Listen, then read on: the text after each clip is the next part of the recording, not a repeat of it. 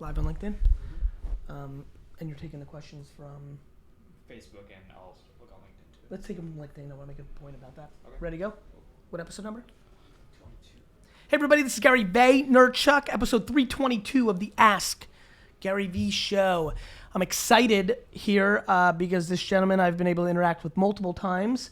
I'm always a fan of people that are the deep practitioner and expert in their craft. You know, I kind of been very narrow in my career, whether it's been wine or marketing or now sports cards. And this young man's expertise falls into a place that I think is going to make everybody who's watching and listening stand up, because we have all interacted in the hotel ecosystem. Also, I want to give a huge shout out to everybody who's watching right now on LinkedIn Live.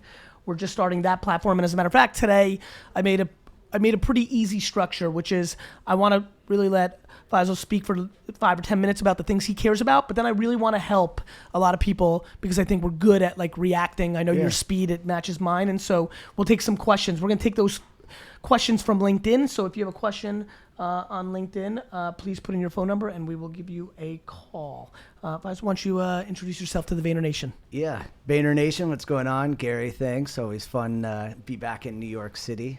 Love this place, miss it. But Vegas is not a bad place to live at either. No. So Faisal Sublaban, President CEO, Bonotel Exclusive Travel. We're one of the largest distributors of luxury hotel rooms, B2B. So we sell to, say, an Expedia, and then they sell to the end consumer. It's the easiest way for people to understand.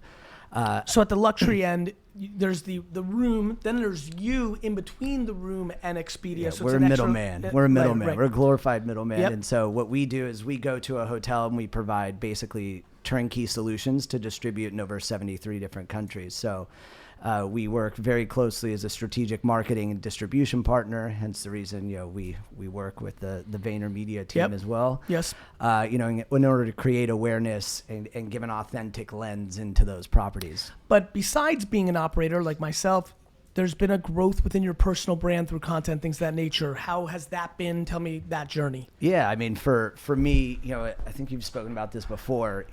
I had investment group who said, why do you need to be on Instagram, LinkedIn, Facebook, or any of these social platforms creating awareness?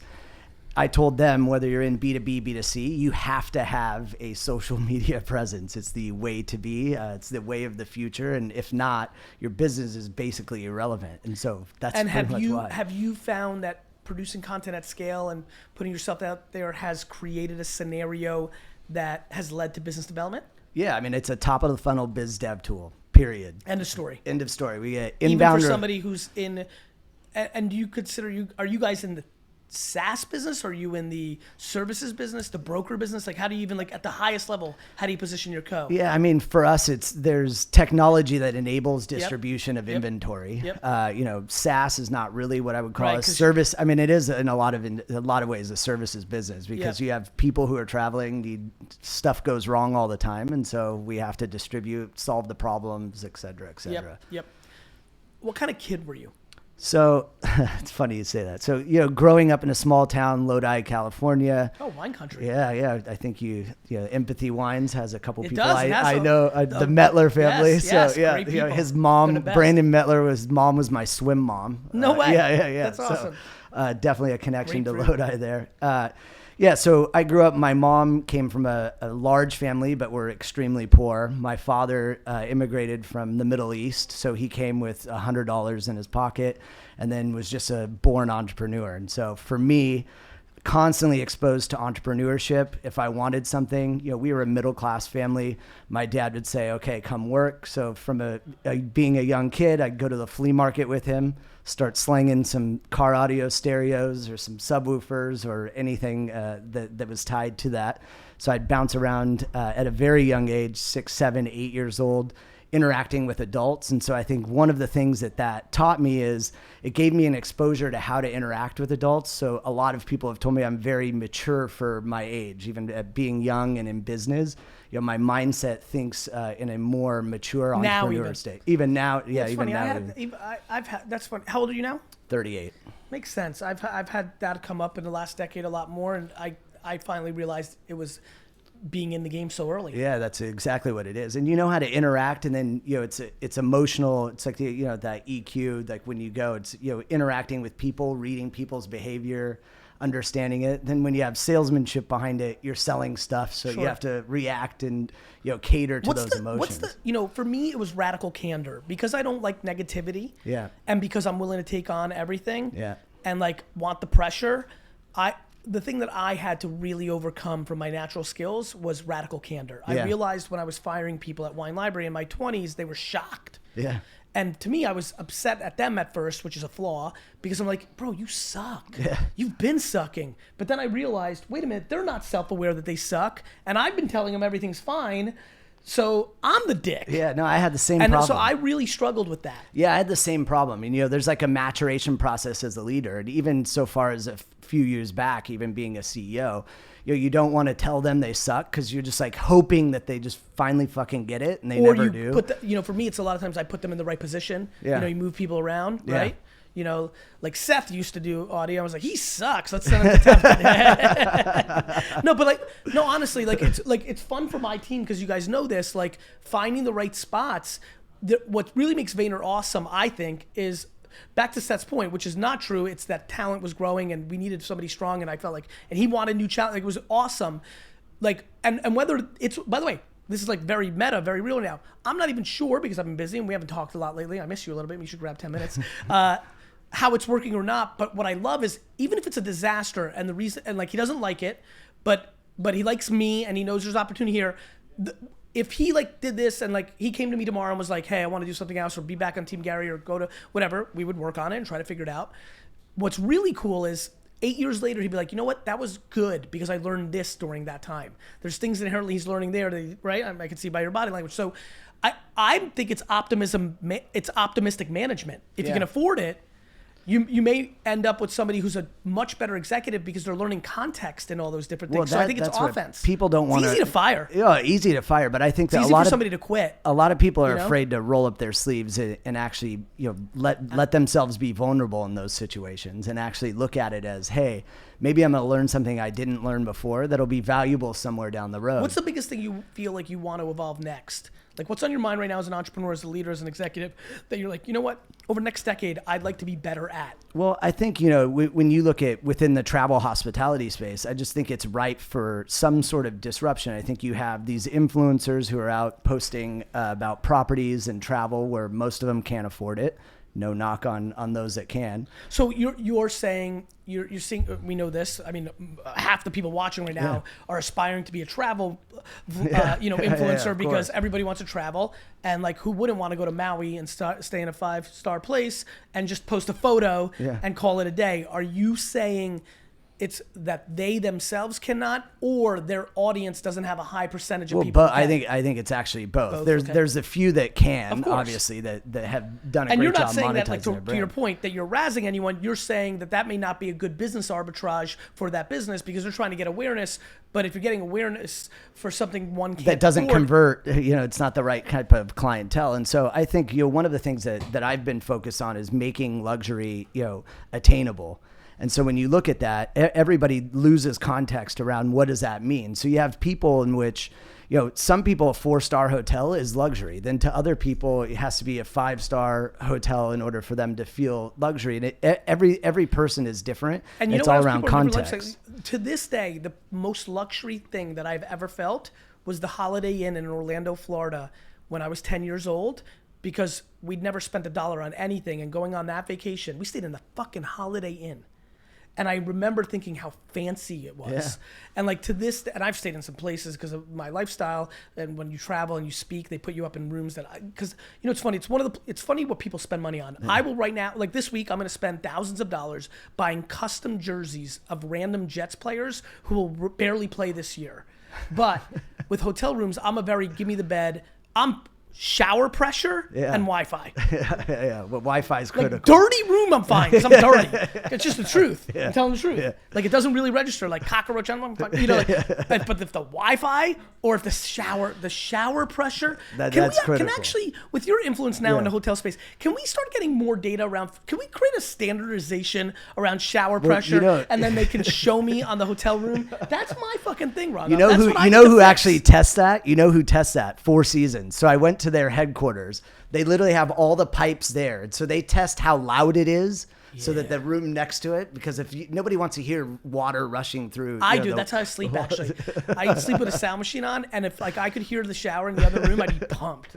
But I know most people don't. And then Shower they test the pressure. is They my test the number pressure. one. They do. They test the pressure. They do it. But it is a huge thing. I would agree with I also you. want to have hotel rooms now that don't have the bar in the room, like with the food. Like sometimes I travel in third, kind of smaller cities, and it's one of those hotels where like all the food's downstairs, and I get pumped because then I don't eat dumb shit. Yeah. Because I eat dumb shit when they like. Well, and you have like the gummy bears sitting there, and by it's the way, like the the gummy shit. bears Yeah, destroy the me. And they're never fucking good. Every time I'm like, no, it's always a one disappointment. of the weird things about eating gummy bears is the bet you have to make with yourself if they're actually soft.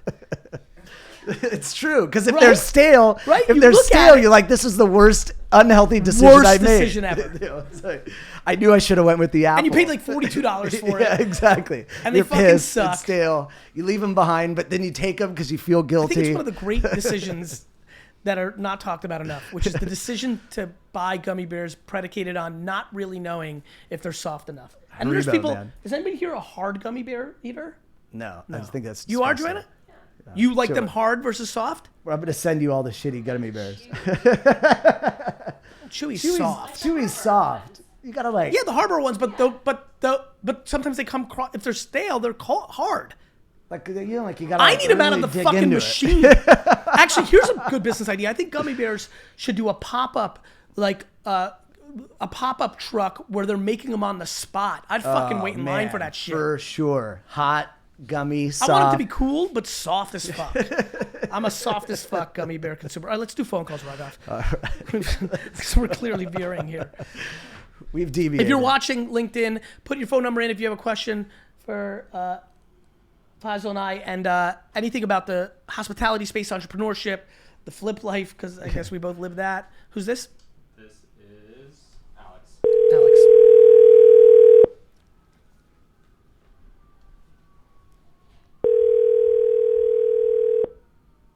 Fucking gummy bears.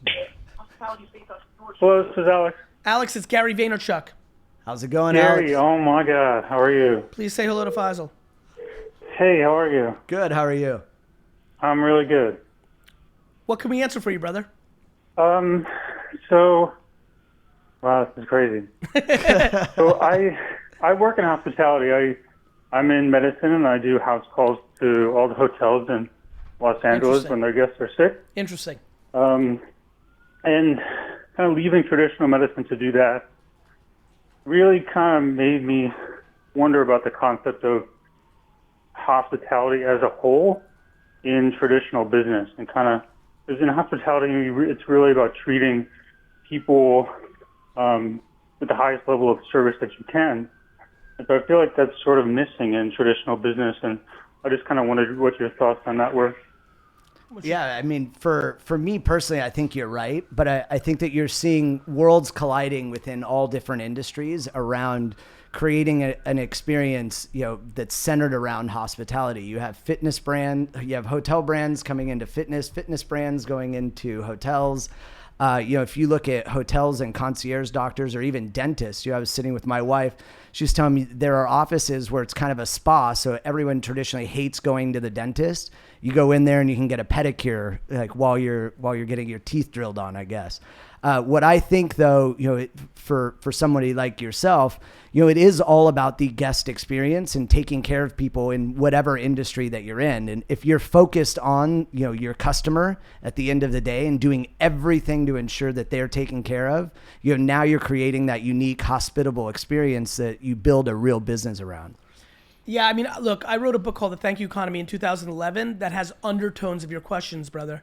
I think that businesses if everybody thought they were in the hospitality business and then they sold, concrete, and then they sold wine, and then they sold salads, and then they made sneakers, I actually think it's one of the best arbitrages to building a brand. For sure. I mean, everybody who's watching right now who's an influencer, if they just randomly DM 25 followers right now and asked for their address and then sent a wink and said it's a surprise and sent them all some sort of basket with a handwritten note, that would be better for their influencer business. But people don't think that way.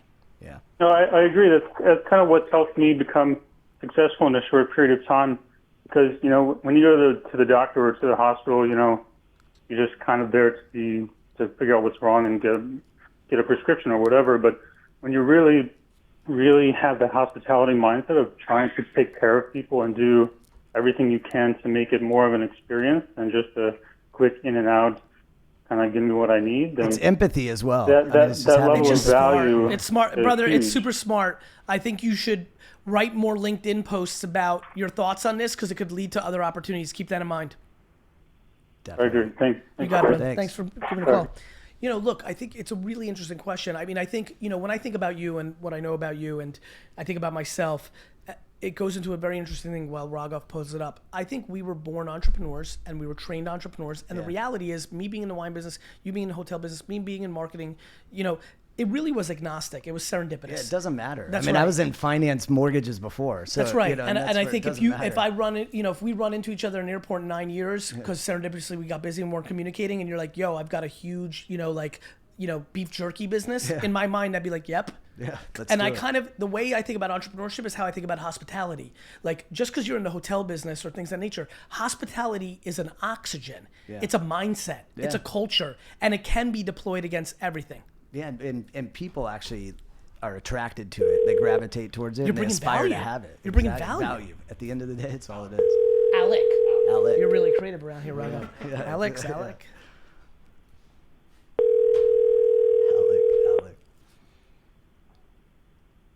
Alec's going to miss his big chance. Hello, this is Alec Brown at the Charles Alm Ranch. I am unable to answer my phone right now, but please leave a message and I will contact you as soon as possible. Thank you very much. Bye.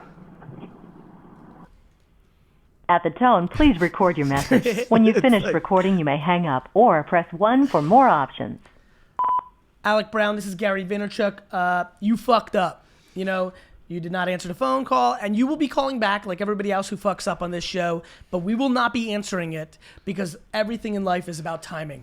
I wish you great health and happiness. Love ya. Let's go to the next one.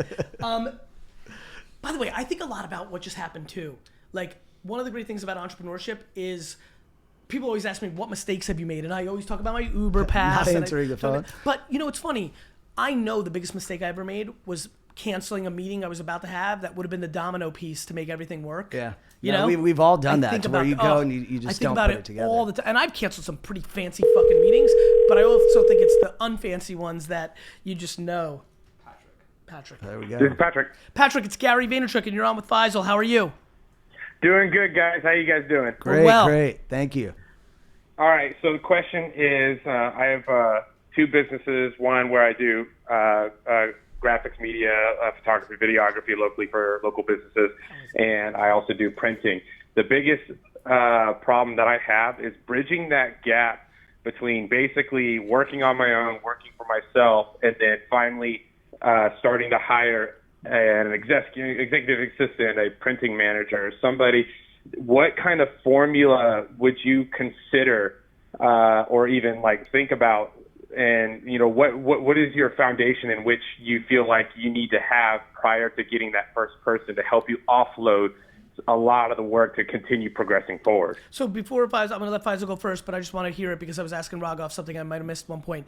You're telling me the challenge at hand is actually just scaling your business, like literally hiring and letting go of certain things and understanding how to, manage that and afford it, and just the whole strategy of scaling? Yeah, essentially that is the biggest thing, is getting that one person to come on and getting that one person to because I know the next step is to basically get additional people in to help me offload the work that I currently have to continue growing. But what are the basic things that you would say that you require before getting that first person to come on? Yeah, first and foremost, you have to be able to, within 2 minutes or less, articulate your vision like you're explaining it to your grandma. That's first and foremost. Like, you have to have, what are you doing or what you think you're doing. That can change and iterate 1,000 different times along the way, but you can't, I think it's incredibly reckless to bring somebody in without any sort of path or vision for what you're trying to build. And to be honest with you, what's in it for them, at the end of the day. The next thing is, I will add one point to that. I think that was big business talk from like a little bit of a startup and a bigger thing. Like to answer your question, what, to add to that, because I think that's right. Yeah. But at his scale, what's in it for the other person is whatever they're getting paid. Yeah. But I don't know. But I mean, it's also come with me. I'm starting it up. Like they've got to be excited to come in a one-person job. Listen, I respect that right. too. I think and I definitely, I definitely have revenue. I have profit, things like that. The biggest things that I would say that I have the biggest concerns of is, I don't have storefront just yet, things like that. So, we would be working satellite together for a while until I get to that next step. That's actually more fun most of the time. Why do you have to work satellite? Because everything that I basically do is out of my own home right now. Okay. And what do you want the first employee to do? The first employee I would have to say would be client management while I continue to sell, because that's makes what sense. I do. Yeah, makes perfect Good sense. answer. So what's stopping you from hiring her or him now? Biggest thing is honestly making sure that I have enough profit margin to consistently pay one person to take care of my current clients, so I can go ahead and keep selling. Makes sense. Good answer. I so what is the consideration of percentage or anything like that? What would you guys consider? There's no right answer. No. There's only your actual path. So what I would say by that is, do you have a sense of how much that person costs? Do you have that much profit in the last 12 months? And what are you doing with your money that you're taking out of the business if you are? So let's go through that. Are you taking? Is this business drawing a paying salary? You anything? Yeah. So basically, it's just paying my bare minimum of bills. That's basically what it's paying and me. And this is all you do, right? This is your life. 100%. Yeah. I quit my job 6 months ago. This is all I do. Do you have any debt? No. So you're a debt-free human. Yes. And right now, you're at exactly bare minimum. Like the business, I'm going to make this up without prying. The business does $64,000 in top line revenue, and it makes you $40,000 in profit because there is nothing you're selling; it's just your time, and you live exactly $40,000 a year lifestyle. Pretty close. Okay. So there's a couple things. One, I want to know what's in that $40,000. Right? Because one of the things that when my friends say those things to me and they let me look at every single thing, or somebody that really wants my help and shows me everything, inevitably everyone's got a little more cush than they realize, because somehow people think certain things are required and they're not. And, literally, look, I mean, I kind of lived this lifestyle for a big part of my 20s. The only expense I had was car, gas, food, and roof. I literally didn't literally liquor t-shirts from the store was my outfits, and literally there was no entertainment cost involved, and that's why I was able to hire people, because I was able to live on $37,000 a year. I think you've got a decision to make. One, go super hard and create that growth yourself and wait another year or two. You could take on debt. You could. I hate it. I hate it. But what I really am excited about, just kind of even going on vibes, is if you do hire that person to do a lot of the defense shit, it lets you go on the offense and your growth accelerates even greater than your costs. Do you see what I mean? Exactly. I mean, the first place you have to look is your lifestyle costs, right? And is there anything you can do to go more humble if you really put your business ahead of yourself? I've put my businesses ahead of myself every day of my life and my career, which is why I built huge businesses. Most people think they build businesses so they can buy shit from the business and they take from the business. I feed the business. Yes. And it sounds like you're going that path. Now the question becomes, how much shittier can your lifestyle be? if you want to get there faster. You know, it's not forever, but you gotta buckle down if you want to Or actually you wait, come out. right? Yeah. Faisal? I actually what's the I have shaman thing again? a Apologize. but I actually have a thought. I have a thought Go to ahead. where if you have the ability to hire somebody and you have the margins that are there, or at least like close to. I had one investor when I was one of my companies that I had started, La Jolla Wealth Management in San Diego. It was a mortgage finance company. And we were about to take on a lease that was a little bit pricey, but in order to be in the area to attract the clients, we had to do it. You know what she told me? She said, sometimes being stretched and putting your ass and back against a wall is the best thing to motivate you to excel even further. And she was right. Like, I took on a little bit more than I could chew in order, to build the business. Yeah. And it forced you, because every day you're more hungry because you're scared of not being able to pay that Patrick, person. there's no math equation that, like, there's, people do it. This is why people think you go to school for business. And they say the proper thing is 32.3% of your fucking, that's fine. That's not real life. That's like thesis. Yeah. Right? The answer to your question is very simple. You're at the crossroads.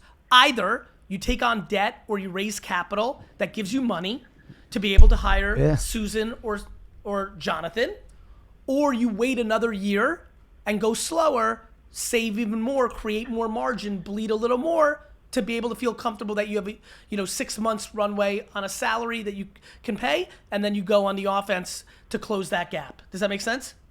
Absolutely. It's as simple as that. And you can do it. And by the way, there is no right way of those two. Those are the alternatives.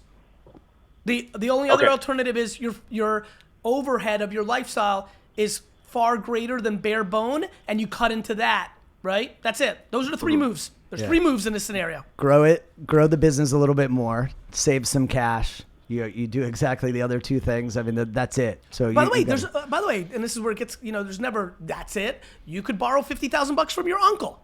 You could. You could. Yeah.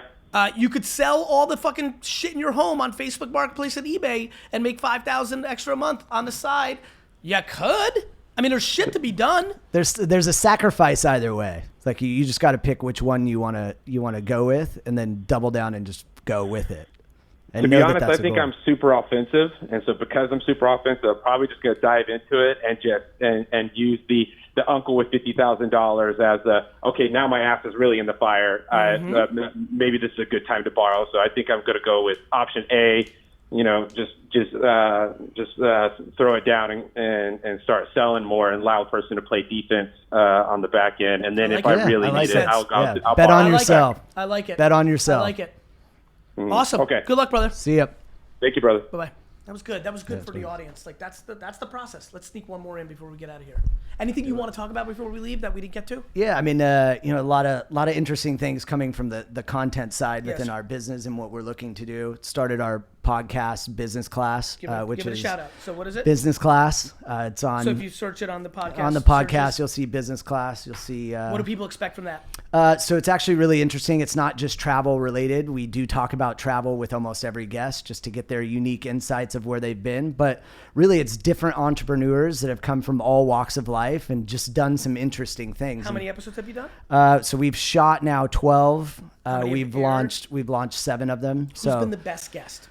I'm putting you directly on the spot. This will hurt 11 other humans' feelings. It's and okay. Make one. Yeah, exactly. Yeah, This is yeah. life. So, I mean, I have 2. So, one guy vibed with completely well, Michael Chernow, who you had on he's here. awesome. I mean, he's awesome. Who we I want to be friends with him. yeah, no, he's a dope dude. Yeah. The other one who's super interesting, another buddy of mine, is Matt Goss. So that one hasn't aired yet, but he has an interesting. He's an artist, so they're always interesting and But creative. which one was the better show of the 2? I mean, like vibing. I think it's. Well, the vibing's only one variable. Best net show. Chernow. All right. And that's aired.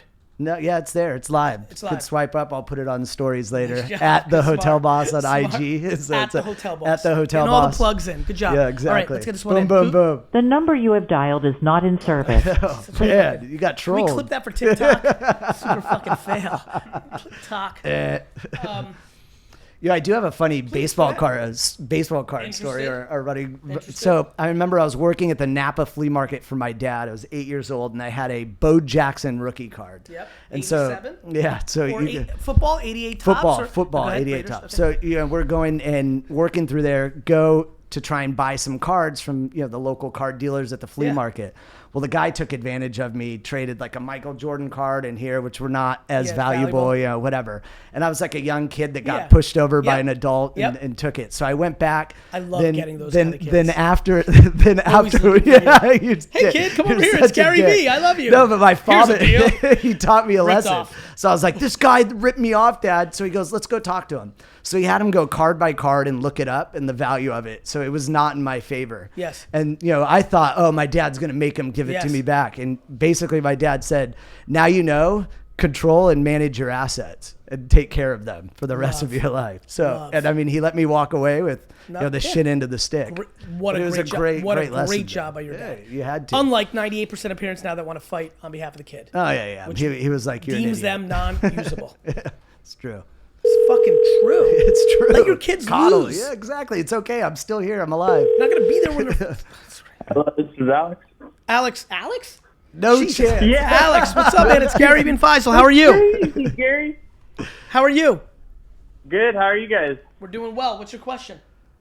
All right. So I'm trying to start a podcast business on talking about my community and the local businesses. Okay. I was just wondering if that's possible. It is. Yeah. Do you live in America? I live in Spokane, Washington. Good. A small The answer little is town. it's possible. Okay, so should I just start with Yep. the small, or Yes. how should I go about it? Yes. Small. Okay. People around you, your network. Start building it from Alex, there. let me ask you a question. Are you looking for affirmation? Are you help me help you? The answer is, Well, I'm just are you asking if it's a good idea? Tell me what you're doing here right now. Yeah, I'm just trying to figure out if it's a good idea. The answer is because I yeah. wanna, How old are you? 25. Awesome. And you're doing this because you want to be an entrepreneur, and you've heard me or others talk about podcasts / local, and you're putting the pieces together, and you can see a world where you're interviewing local businesses or people. You feel good about that? Yeah, I think that would be great to get the local businesses that we have out there and Good. to have And more listen and is your about concern that it's too narrow and you might not get enough ad revenue, and then thus it at some point won't Correct. be? Yeah. Correct, yeah. So let me give you an answer. The answer is yes. Now that I've asked those questions, here's why. One, you need the experience, and thinking about it is never better than doing it.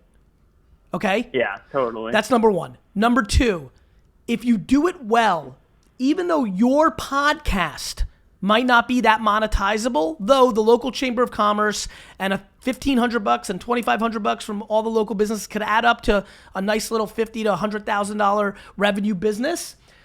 What may more likely happen is that you do it well and you start a business because all the local businesses ask you to do their podcast, and now you've built a $500,000 business being a service provider. Do you see what I mean? Action leads to opportunity. That's what I'm thinking about, and I want to video it too, so I have a video for my Instagram to put on. So I understand. He also builds a network. He builds a course. network Yeah, of people that's what I was that thinking. could lead. I mean, what I always think is there's a network to where if you have positive intent, you're trying. Of course, you personally are trying to build your podcast, but if you're digging deep into these entrepreneurs and providing value and exposure for them, whether they're millionaires or just starting their businesses, they're going to feel this little inkling of, I owe this kid something. And then all of a sudden there may be the opportunity, and you know them and have built a rapport with them and they trust you, and or they may be your first investor to the business that you come up with as well. Alex, are you dating or married? Yeah, I'm married right now. Okay, awesome. That eliminates the other ROI from this thing. I was going to paint a fun picture of actual life where you could have met your wife. But nonetheless, stick like a with me Bravo here. story Let me there. tell you why I was going to go down that path, and I asked you that question. Mm-hmm. Doing always beats thinking. Yeah, totally. The end. And that's I mean, what I our need phone to call do, was do almost, it. Luckily I was in the mood, but there was a part of me that was halfway home to just hanging up on you, because in a good way, just being yes, and that's it, to make a point for the audience and to you. We're sticking out and being a little calmer today, but it's yes, do it, bro. Just do it. Okay. I don't understand. I mean, you're in fucking Nike country. Just do it. You're in the Pacific Northwest. You guys understand that fucking motto. Just fucking make. Like, all this overthinking. Yeah. Like, I'm just so tired of everybody overthinking. Whether it was the best use of your time or not, actually doing it is better. Like, people spend so much time debating that even if they would have done the wrong thing, they still had more time on their hand. I like doing and finding out I'm wrong and still saving time. Everyone so values their time, or they're so insecure about people judging their decision that they don't fucking make. By not doing, the only thing you're going to have is regret that you didn't. And when you start 100%. Doing it and you get positive feedback, you're going to be like, shit, I should have done this a year ago when I dialed in. And when you do it and you fucking suck at it, you've now realized you've built on your self-awareness. You're like, I'm not a fucking podcaster. Next. Yeah, exactly. On and to that's the why I next started just doing more like edits on my Instagram. And like I started doing the Join Gary Vee and doing Nice. edits on those so I can practice on that. Nice. And just really just trying to get more out there and build something that like my community doesn't have, or Love like it. get in a niche that Make. they don't have. Make. I love it, brother. it. Good Yeah. luck. Go make. All right. Thanks, See Gary. ya. You got it. See you. Thanks for being on the show, bro. Yeah, thank Think we you. help It's some good time. entrepreneurs Yeah, locally yeah. and Always out good. there. And out in Appreciate it. Spokane. You get to Yeah, ask a thanks, you. question of the day. Any question you want. All right. Seeing that I work in the travel industry, if you could travel to one place for the rest of your life, where would you go? MetLife Stadium. You keep asking questions, we'll keep answering them. Awesome, bro. Great job.